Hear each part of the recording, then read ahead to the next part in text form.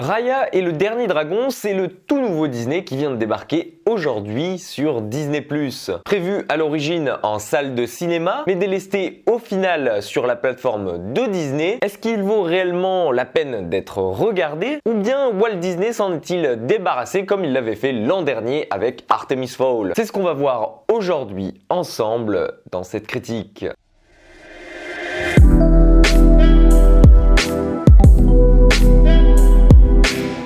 Après deux très bons films du studio Pixar sortis l'an dernier, soit En Avant et Soul, Disney remet le couvert cette fois-ci directement avec son propre studio d'animation.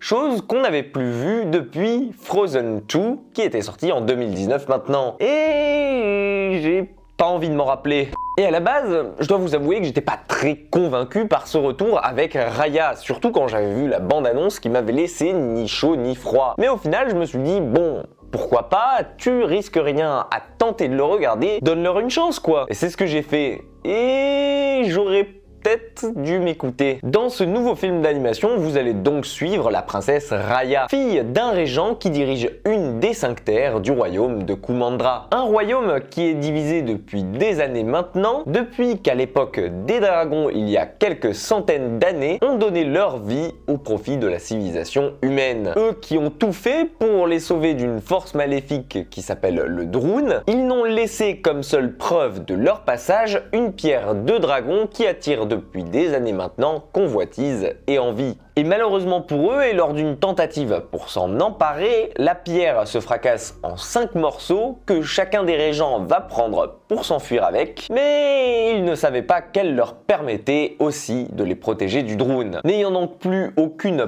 protection pour son peuple, les forces des ténèbres sont donc relâchées et les habitants se retrouvent rapidement changés en pierre, sauf Raya, une des rares personnes à s'en sortir vivante et qui jure qu'un jour elle retrouverait le dernier des dragons ainsi que tous les pierres de dragon afin de réparer les erreurs de ses aînés. Et pour cela, elle va être accompagnée de son animal de compagnie et aussi fidèle destrier Tuk Tuk. Alors, si au premier abord le scénario peut vous paraître mignon, voire même alléchant, il en est en réalité tout autre. Car certes, en le regardant, Raya et le Dernier Dragon est un film coloré, prenons de belles valeurs avec une petite touche d'humour qui fait plaisir à voir, mais en réalité il n'en est pas moins qu'un film simpliste, aux personnages et au scénario manichéen et pas plus réfléchi que ça. Ici, Raya est seule dans ce monde-là et elle doit arriver à temps à parvenir à rassembler toutes les pierres de dragon pour pouvoir un jour espérer retrouver son père. Seulement voilà, tout au long du scénario, on nous rappellera que le monde extérieur est horrible, que les humains sont des personnes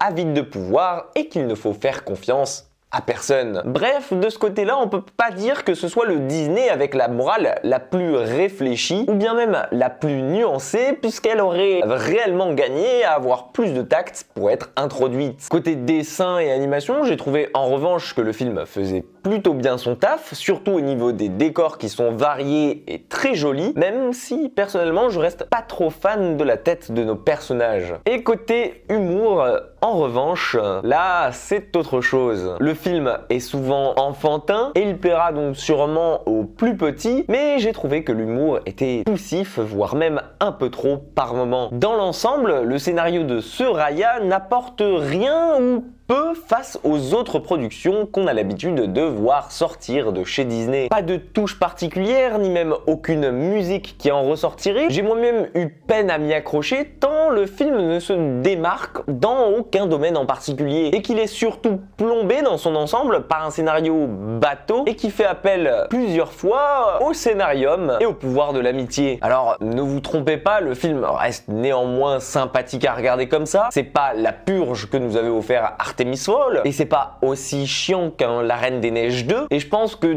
dans l'ensemble il devrait faire assez le taf pour les fans de Disney, mais personnellement et pour ma part, il sera vite oublié. Un peu le genre de film qu'on voit une fois et qu'on se dit qu'on ne reverra plus. Bref, n'hésitez pas à me dire en commentaire ce que vous avez pensé du film. Peut-être que certains parmi vous l'auront plus apprécié que moi. En tout cas, j'espère que vous allez passer un bon week-end. N'hésitez pas à jeter un œil à ma critique de Nobody si vous cherchez quelque chose à aller voir au cinéma ce week-end. Prenez soin de vous et comme d'habitude, moi je vous dis à très vite pour une toute nouvelle critique.